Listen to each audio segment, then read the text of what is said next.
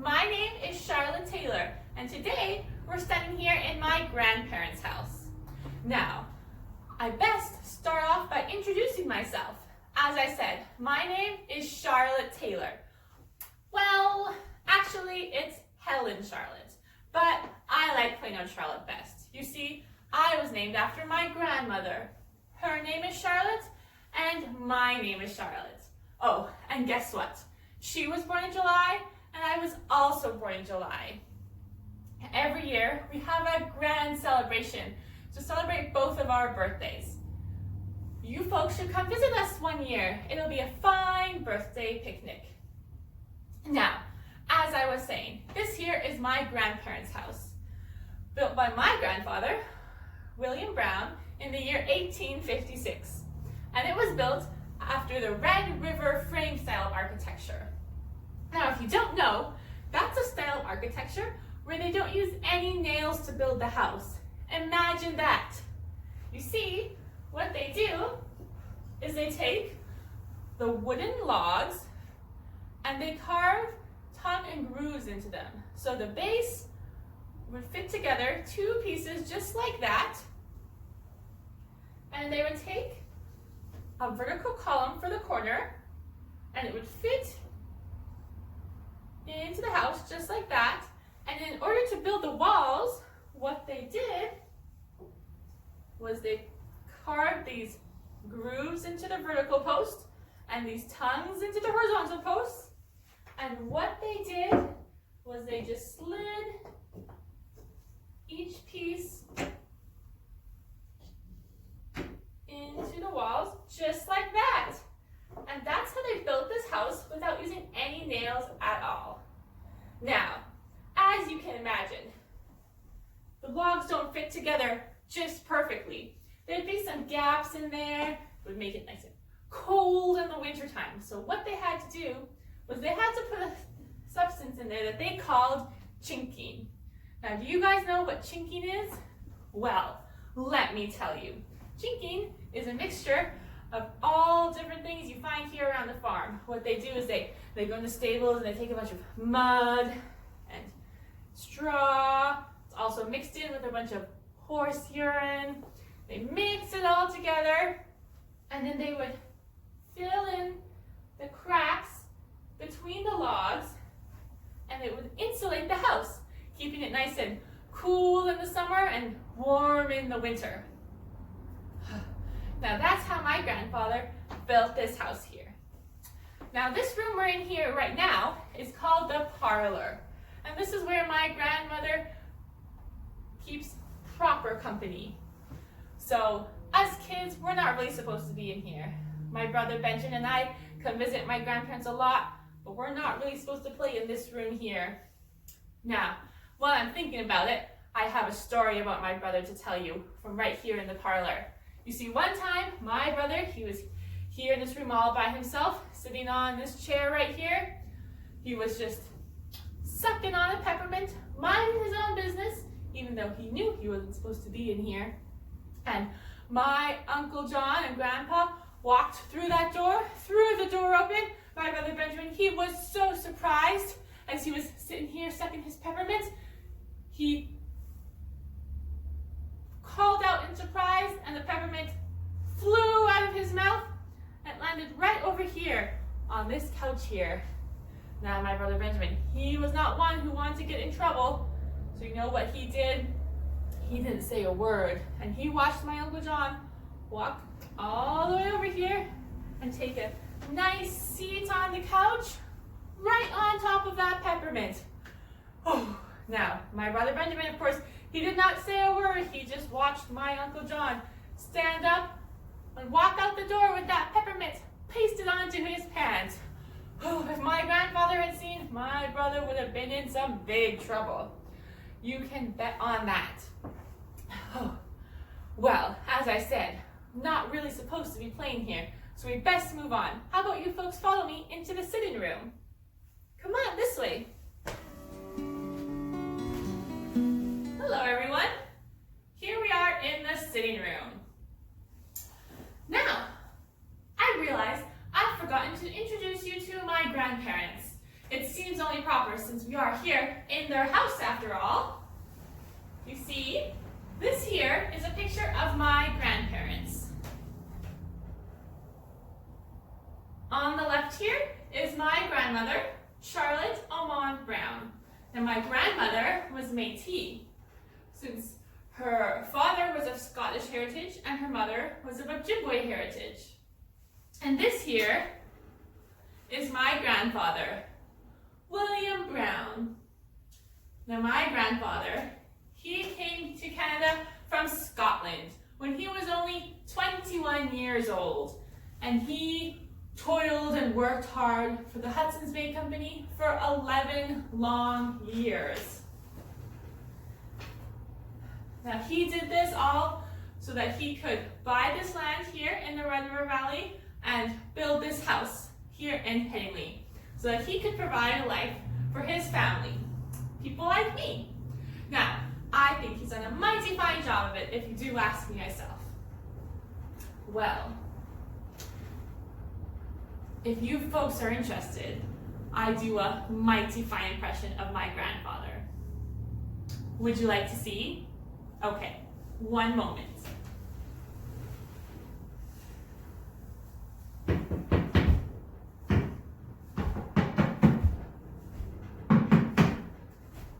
I was 11 long years. I toiled and sweat for the Hudson's Bay Company. I hauled furs of beaver and muskrat onto the ships bound for the York factory on the Great Hudson's Bay. And you know, I cooked potatoes and peas and carrots to feed all the many men out there working at the Hudson's Bay Company. You see, this is where he tells us about how hard life was in the olden days. I had to sweat and bleed as I worked on those ships, hauling timbers and furs. You see, that's my grandfather.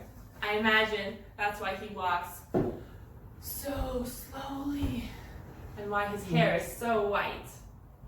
And you see my grandmother, her hair is still dark, but she works just as hard, doing all the chores here around the farm, keeping the house, doing the cooking, the cleaning, the washing. There is so much to do. That's why I'm here as well, to help my grandmother with the chores.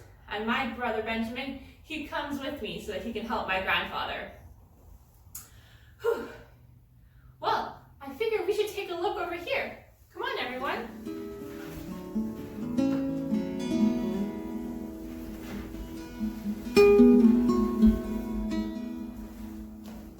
You see, this over here, this is my grandmother's spinning wheel. Now this is where we take the wool and we spin it to make thread. You see, my grandmother, she's teaching me how to knit. So pretty soon I'll be able to participate in the knitting bee. Do you folks know what a bee is? You know, a bee is when a whole bunch of people get together and get things done. You know, there's all different types of bees. Let me see, there's knitting bees, there's school building bees, there's church building bees, there's house building bees, barn building bees. Oh, and the most important kind of bee, spelling bees. Oh, you see this over here? This is a Canadian reader that my brother Benjamin gave me for my birthday. It's how I learned to read. Oh, and you know what? Last year I graduated top of my class in spelling. Now, isn't that something? My teacher said he bets I'll go all the way till grade 8. Can you imagine?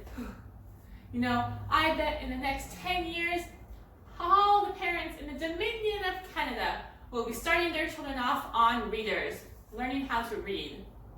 You see, my grandmother, She didn't have the chance to go to school when she was little. I bet there were only a couple schools in all of Rupert's Land when she was growing up.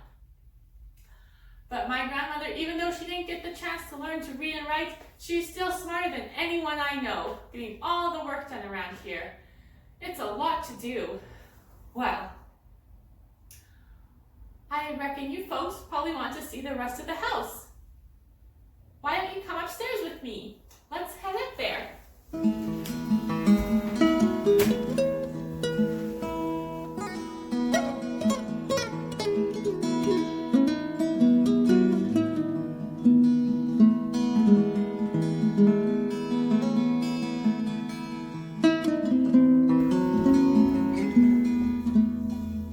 Well, hello everyone. So here we are upstairs. Now this first bedroom that we're in, right here, this is my Uncle John's bedroom. But my Uncle John isn't the only one who sleeps in here. We have tons of family, my uncles, my cousins, they all bundle up in here sometimes. Now something you might notice about this room that you will see in every other room but is missing from here is that this room does not have a stove or pipes running through the room. Now usually that's how we keep the rooms nice and toasty in the wintertime and at night, but this room is missing one. So it can get awfully chilly in here. So some things that we do to keep warm in this bedroom, see we have these blankets, some nice warm socks, and this here.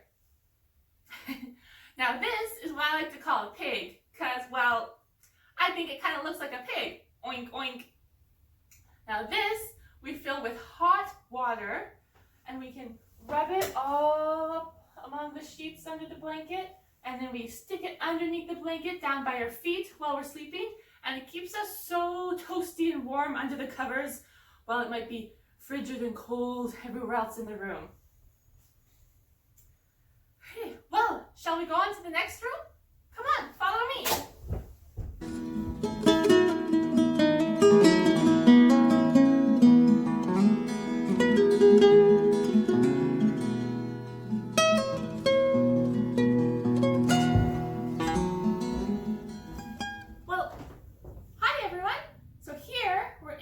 Grandparents' room. So this is where my grandparents sleep and where they get ready and have all of their things. You can see I have my grandmother's knitting here and some of her dresses. And over here we have all of her sewing materials. This here is a miniature sewing machine. My grandmother uses it to help me learn to sew. I'm learning to sew all sorts of things. Pretty soon, she's going to help me sew my very own dress. Behind me here is my grandmother's wash basin, where she can wash her face and get all ready for the morning and before bed. Oh, and we have lots of my grandfather's things in here as well. You see this cup here? This is my grandfather's mustache cup. Now, what makes it a mustache cup, you might wonder? Well, if you can see, there's a little piece in here that stops the liquid from getting his mustache wet when he drinks. Now, ain't that something? Well, we best move on. I don't want to intrude in my grandparents' room for too long. So how about you folks follow me this way?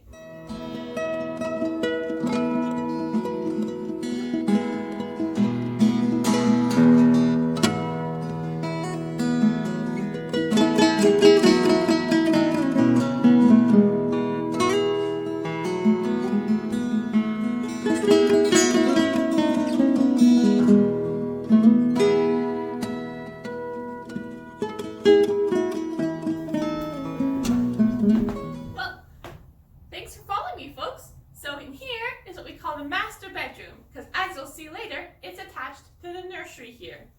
So in here is where a bunch of my aunts, uncles, and cousins might sleep. And over here we have a writing desk. Now this writing desk here, I don't know if you can see, but it can fold up and down. It closes nice and compactly. Here we have our ink pens for the grown-ups to write all of their very important letters. You see, grown-ups are always writing very important letters. They dip it in the ink and then they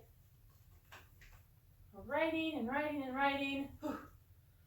I sure do love learning to read and write, but I don't know if I could spend all day writing so many important letters as sometimes my parents do.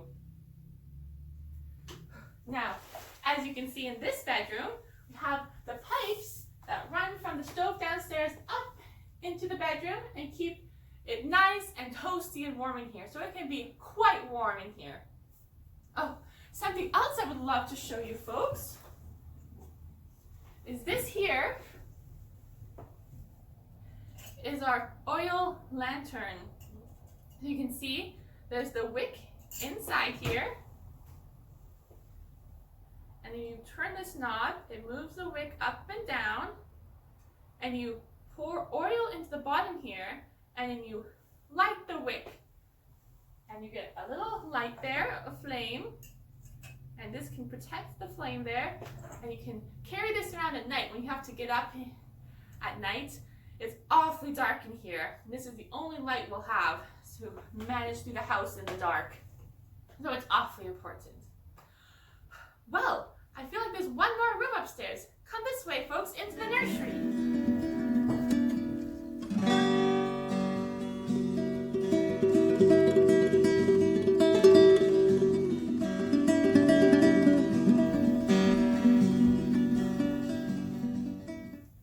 This room here, as I said, is the nursery.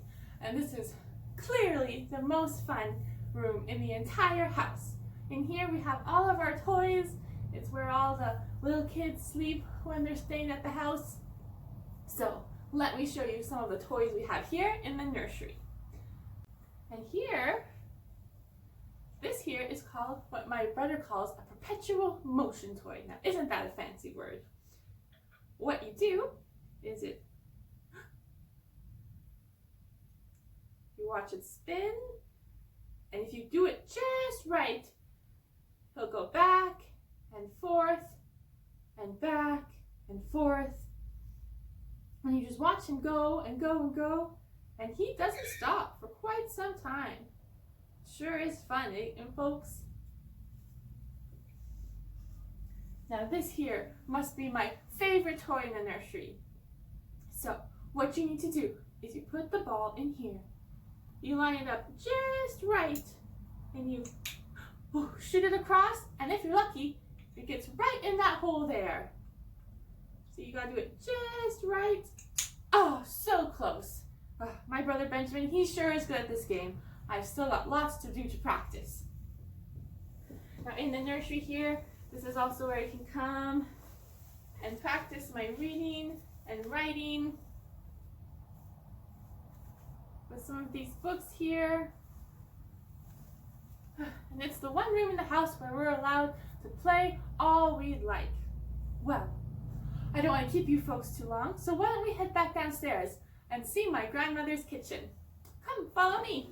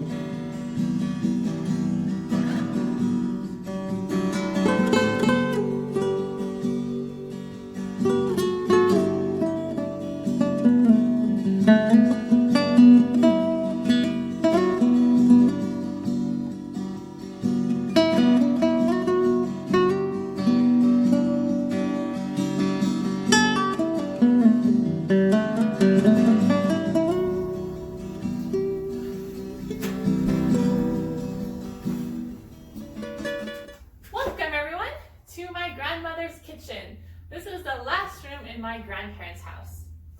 Now here in the kitchen is where I spend a lot of time with my grandmother, doing all of the different chores there are to do.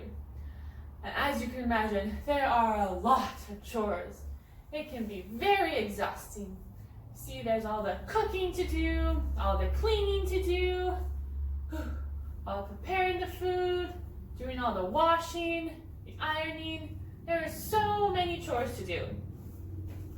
You see, some of the chores, as I've mentioned, include doing the ironing. We have to take these heavy irons and we heat them up on the stove. We use them to iron our clothes. We have to make sure they stay nice and hot by heating them up on the stove. My least favorite chore is going to fetch the water. You see, you take a big wash bin and I have to walk all the way down to the river, fill it up with water, and come all the way back. And as you can imagine, when this is full of water, it's very, very heavy. And we have to do that a few times every single day. Now, washing days are my least favorite days, because that means we have to go and get even more water. Go down to the river about 5 or 7 times a day so that we can wash all of the dishes, all of the clothes, everything. And then we even wash me. Well, speaking of least favorite chores, my brother Benjamin, his least favorite chore is cleaning out the chicken coop. And you know, one day, my grandmother, she was like, Benjamin, you best be cleaning up the chicken coop. But my brother Benjamin, he had his heart set on going down to the river and spending some time on his canoe. Well, my grandmother wasn't going to let him get away with that, so he was off cleaning the kitchen coop, doing it as fast as he could, while my grandmother and I, we worked on making some pies. We were rolling out the crust and chopping up the fruit. I do love my grandmother's pies. There's apple pie. So delicious. What was I saying? Oh, right, my brother Benjamin. Well, my grandmother and I, we set the pies out on the window here to cool down once they had baked in the oven. And she went to find my brother Benjamin. You know, my grandmother, she was like, Benjamin! Benjamin! Oh, where is Benjamin? But she couldn't find him anywhere. She was calling him and calling him all over the farm. Benjamin! Benjamin! And you know where he was? Oh, he was in trouble, because he was down by the river, just rowing along in his canoe. And you know what was missing from the windowsill? My grandmother's pies. He had taken the whole pie with him down in the canoe, and he sure was enjoying himself. But not when my grandmother found him. He was sure in trouble then. You can bet he was. Well, I best not tell too many stories. I don't want my brother Benjamin to get in too much trouble if anyone else hears these. Well, I reckon that's the end of your visit for today, folks. It sure was nice to see you today, and I hope you do come back one day. Well, bye for now, folks.